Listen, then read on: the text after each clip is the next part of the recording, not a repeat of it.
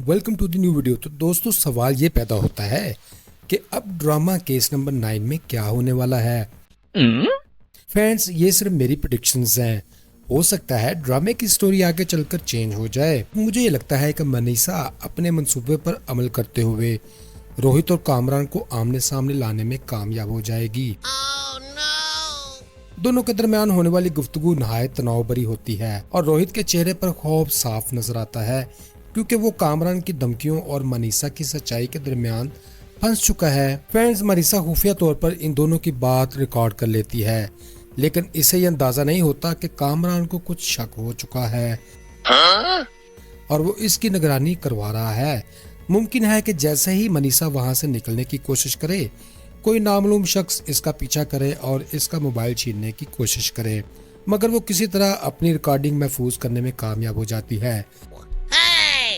दूसरी तरफ शहर में एक अजीब सा डर बैठ जाता है और वो दबाव में आ जाती है, क्योंकि कामरान इसे पैसों का लालच या धमकियां देकर केस छोड़ने पर मजबूर करता है। लेकिन शहर आखिर तक डटी रहती है और अगली समाअत से पहले रोहित शदीद ज़हनी दबाव का शिकार होकर फैसला करेगा कि वो मजीद झूठ नहीं बोल सकता। और अदालत में सब कुछ सच बता देगा। अगर वो ऐसा करता है तो केस की सारी बुनियाद बदल जाएगी और दोस्तों कामरान बड़ी मुश्किल में फंसने वाला है। ताहम ये भी मुमकिन है कि अदालत के दिन से पहले कोई बड़ा ट्विस्ट आ जाए जो कहानी का पूरा रुख ही बदल दे। फ्रेंड्स, ये कहानी एक ऐसे शहर से शुरू होती है जहाँ इंसाफ की कीमत लगाई जा रही है और हर किरदार अपनी अपनी मसलियतों में उलझा हुआ है।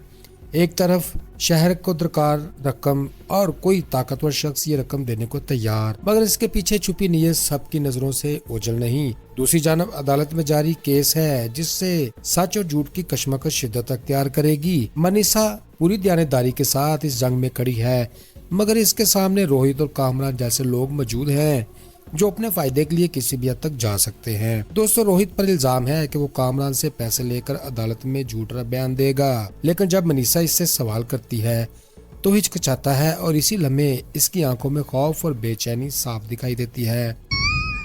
फ्रेंड्स, जज साहब का ये हुक्म कि अगली पेशी में हर हाल में रोहित मौजूद हो, कहानी में नया तनाव पैदा करता है, क्योंकि अब किसी बहाने की गुंजाइश बाकी नहीं रही। मनीषा जो सच की तलाश में हर मुमकिन कदम उठाने को तैयार है, फैसला करती है कि अब वो खुद इस केस के तह तक पहुंचेगी और वो जानती है कि सच तक पहुंचने के लिए इसे न सिर्फ रोहित बल्कि कामरान को भी बेनकाब करना होगा।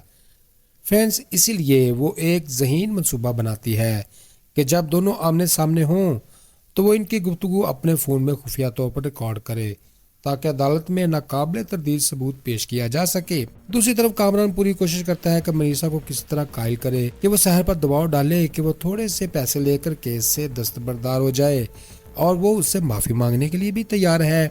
ये कदम कामरान की घबराहट को जाहिर करता है, क्योंकि वो जानता है कि अगर सच सामने आ गया तो इसकी पूरी हिकमत अमली जमीन बोस होने वाली है।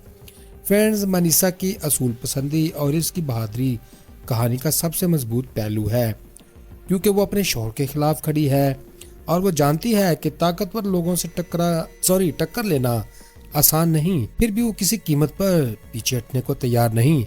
कहानी यहाँ ऐसे मुकाम पर पहुंच चुकी है जहाँ अगला कदम न सिर्फ अदालत का रुख बदल सकता है बल्कि किरदारों की जिंदगियां भी। सच, झूठ, पैसा, ताकत और जमीर की जंग अपने अरूज की तरफ बढ़ रही है और अब देखना यह है कि आने वाली एपिसोड्स में कौन टूटता है और कौन मजबूत खड़ा रहता है। मनीषा का हौसला, शहर का हौसला, रोहित और कामरान की साजिशें। जी तो फ्रेंड्स, आपको इस ड्रामे में कौन सा कैरेक्टर ज्यादा पसंद है? कमेंट सेक्शन में अपना फीडबैक देना मत भूलिएगा और अपने भाई अदन को सपोर्ट करने के लिए वीडियो को लाइक करें, चैनल को सब्सक्राइब करें और अपने दोस्तों के साथ शेयर भी करें। खुश रहें, खुशियाँ बांटें और अपने भाई को दुआओं में रखें याद। Good bye, see you again.